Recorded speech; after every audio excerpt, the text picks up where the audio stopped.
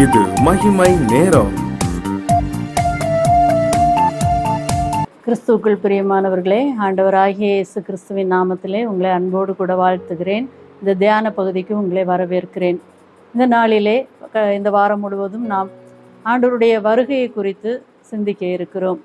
ஆண்டவருடைய வருகைக்காக அவரை நாம் சந்திக்க ஆயத்தப்பட வேண்டும். ஏன் நாம் அவரை சந்திக்க ஆயத்தப்பட வேண்டும்? இந்த உலகத்தில் நாம் வாழுகிற வாழ்க்கை ஒரு நாள் முடிவுக்கு வரும், அல்லது ஆண்டவருடைய வருகை முந்திக்கொள்ளும். எது முதல் நடந்தாலும் சரி, நாம் அவரை சந்தித்தே ஆக வேண்டும்.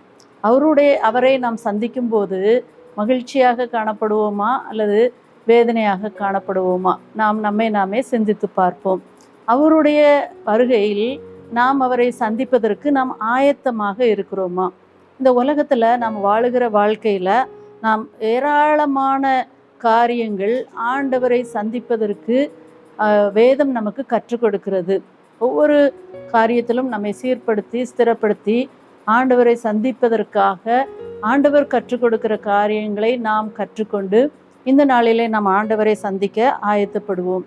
இந்த உலகத்தில் மனிதன் எதை ஆதாயப்படுத்தி கொண்டாலும் தன் ஆத்மாவை நஷ்டப்படுத்தினால் அவனுக்கு லாபம் என்ன என்று வேதம் கூறுகிறது. ஆகவே நாம் நித்தியமாக வாழப்போகிற அழிவில்லாத அந்த ஆத்மா வாழ்ந்து கொண்டிருக்கக்கூடிய அந்த ஒரு நித்திய வாழ்வுக்கு ஆண்டவர் நம்மை அழைத்து செல்ல அவர் வருகை தர இருக்கிறார். இரண்டாம் வருகையிலே ஒவ்வொருவரையும் அவர் அழைத்து செல்ல ஆயத்தமாக இருக்கிறார். நாம் ஆயத்தமாக இருக்கிறோமா? ஒரு ஊரில் ஒரு ஞானி இருந்தாராம். அவர் இப்படியாக பல்வேறு மக்களுக்கு பல்வேறு ஆலோசனைகளை வழங்குவது வழக்கம். அவரை தேடி அநேகர் பல ஆலோசனைகளை கேட்பதற்கு வருவார்களாம். அந்த வேளையிலே ஒரு மனிதன் அவரை சோதிக்கும்படியாக வந்தானாம். வந்து தன்னுடைய கரத்தில் ஒரு குருவி இருக்கிறது, அது உயிரோடு இருக்கிறதா, இறந்து இருக்கிறதா, செத்து போய் இருக்கிறதா என்று கேள்வி கேட்டானாம் அந்த ஞானியை சோதிக்கும்படியாக. அந்த ஞானி நன்றாக யோசித்து விட்டு சொன்னாராம், அந்த குருவியினுடைய சாவு உன்னுடைய கையில் இருக்கிறது. அது உயிரோடு இருப்பதும் இறப்பதும் உன் கையில் தான் இருக்கிறது. ஒருவேளை நான் அது இறந்து இருக்கிறது என்று சொன்னால் நீ உயிரோட விட்டு விடுவாய். அது உயிரோடு இருக்கிறது என்று சொன்னால் அதை கொஞ்சம் நெரிச்சா போதும், அதை இறந்து போகும். அதனால் அது உன் கையில் தான் இருக்குன்னு சொன்னாராம். அதே போல தான் ஆண்டவர் நம்முடைய இருதயத்தில் அந்த காரியத்தை வைத்திருக்கிறார். ஆண்டவர் சொல்கிறாரு, இருதய கதவை தட்டுகிறேன், ஒருவன் என் சத்தத்தை கேட்டு கதவை திறந்தால் நான் அவனோடு வாசம் பண்ணுவேன் என்று சொல்கிறார். பிரியமானவர்களே, அந்த நித்திய வாழ்வுக்கு ஆயத்தப்பட ஆண்டவர் அந்த ஸ்லாக்கியத்தை, அந்த பொறுப்பை நம்முடைய கரத்தில் கொடுத்துருக்கிறார். நாம் ஆயத்தமாக இருக்கிறோமா? ஏன் ஆயத்தப்படணும்? நித்திய வாழ்வுக்கு செல்வதற்கு அல்லது தேவனை சந்திப்பதற்கு நாம் ஏன் ஆயத்தப்பட வேண்டும்? அதை குறித்து இந்த நாளிலே சிந்திப்போம். இனி காலம் செல்லாது. வெளிப்படுத்தல் சொல்லுகிறது 10:6, இனி காலம் செல்லாது. கிறிஸ்துவுக்கு பிரியமானவர்களே, இன்று கடைசி காலத்துக்குள்ளாக வாழ்ந்து கொண்டிருக்கிறோம் என்று அநேகர் சொல்வதை நாம் கேட்கிறோம். ஆண்டவரை அறியாதவர்கள் கூட இது கலிக்காலம், இது மிகவும் கொடிய காலம், கடைசி காலங்களிலே வாழ்ந்து கொண்டிருக்கிறோம், இந்த உலகம் அழிவுக்கு நேராக போய்கொண்டிருக்கிறது என்று பலர் சொல்வதை நாம் கேட்கிறோம். ஆம், இனி காலம் செல்லாது. பல நேரங்களிலே நாம் உலக பிரகாரமான சில காரியங்களை, சில நபரை சந்திப்பதற்காக, சில ப்ரோக்ராம்ஸை சந்திப்பதற்காக நம்ம பல்வேறு முயற்சிகள் எடுக்கிறோம், பல்வேறு பிரயாசப்படுகிறோம். பல நேரங்களில் நம்ம அதை ப்ராக்டிஸ் கூட பண்ணி பார்க்குறோம், பல்வேறு நேரங்களில் பட்ஜெட் போட்டு பார்க்குறோம். ஆனால் ஆண்டவரை சந்திக்கிறதற்கு நாம் என்ன முயற்சி எடுத்திருக்கிறோம்? ஆண்டவர் சொல்கிறாரு, இனி காலம் செல்லாது. தேவன் மகா பிரதான தூதரோடும் அதை மகிமையுள்ள ஒரு ஆரவாரத்தோடும் அவர் இறங்கி வானத்தில் வருகிற நாட்கள் வெகு தொலைவில் இல்லை. இப்படிப்பட்ட வருகைக்கு என்று நாம் எப்படி ஆயத்தப்படுகிறோம்? அதி சீக்கிரமாய் நடக்க போகிறோம் இந்த சம்பவத்திற்காக நாம் எந்த அளவுக்கு நாம் பிரயாசம் எடுத்திருக்கிறோம், முயற்சி எடுத்திருக்கிறோம்? ஆகவே வருகை என்பது மிக சமீபம். அதனால நம்ம கண்டிப்பாக அந்த வருகையை குறித்து நாம் சிந்திக்க வேண்டும். அடுத்தபடியாக நாம் ஏன் இந்த வருகையை குறித்து சிந்திக்க வேண்டும்? ஏன் தேவனை சந்திப்பதற்கு நாம் ஆயத்தப்பட வேண்டும் என்று பார்ப்போமானால், நாம் சந்திக்கதை ஆயத்தப்படு என்று ஆண்டவர் சொல்கிறார். எபேசியர் எசேக்கியேல் 38:7 நம்ம பார்க்கிறோம், நீ ஆயத்தப்படு. நாம் நம்முடைய வாழ்வு மிகவும் குறுகினது. 70 வருஷம் பலத்தின் மிகுதியால் 80 வருஷம் என்று வேதம் சொல்லுகிறது. இந்த 70 வருடம் வாழப்போகிற இந்த வாழ்வுக்கு நாம் பல்வேறு முயற்சிகள், பல்வேறு பிரயாசங்களை எடுக்கிறோம். அந்த நித்தியமாக அழியாத காலங்காலமாக வாழக்கூடிய அந்த வாழ்வுக்கு நாம் எத்தனையாய் ஆயத்தம் செய்ய வேண்டும். ஒரு வாலிபன் விபத்தில் மாட்டிக்கொண்டான். அவன் மருத்துவமனையில் இருக்கும்போது அவனை பார்ப்பதற்காக அநேகர் கடந்து சென்றார்கள். அதில் ஒரு ஊழியக்காரரும் சென்றிருந்தாராம். அப்போது அந்த மருத்துவமனையில் டாக்டர், இப்போ தான் அவனுக்கு கொஞ்சம் உணர்வு வந்திருக்கு, ஏதாவது நீங்கள் பேசணுன்னா பேசிக்கோங்கன்னு சொல்லி அந்த ஊழியக்காரரை அனுப்பி வைத்தாராம். அந்த ஊழியக்காரர் அந்த மகனிடம் பேசி கொண்டு இருக்கும்போது அந்த மகன் மிகவும் அங்கலாய்ப்போடு, எனக்கு இன்னும் நிறைய காலம் இருக்குது, நான் பிறகு ரட்சிக்கப்படலாம், பிறகு வேதம் வாசித்துக்கிடலாம், ஆலயத்துக்கெல்லாம் செல்றதுக்கு நிறைய நாட்கள் இருக்கிறது, அப்போ சென்றிருக்கலாம் என்று நான் என்னுடைய காலத்தை கழித்து விட்டேனே, ஆனால் இப்போது நான் என் தேவனை எப்படி சந்திப்பேன் என்று மிகுந்த அங்கலாய்ப்போடு வேதனையோடு காணப்பட்டானாம். தொடர்ந்து சிகிச்சைகள் அளிக்கப்பட்டது. ஆனால் 2 மணி நேரத்துக்குள்ளாக அந்த சகோதரனுடைய உயிர் பிரிந்தது. அருமையானவர்களே, நாம் நம்முடைய நாட்கள், காலங்கள் நம்முடைய கரத்தில் இல்லை. ஆகவே நாம் எப்பொழுதும் அவரை சந்திக்க ஆயத்தமாக இருக்க வேண்டும்.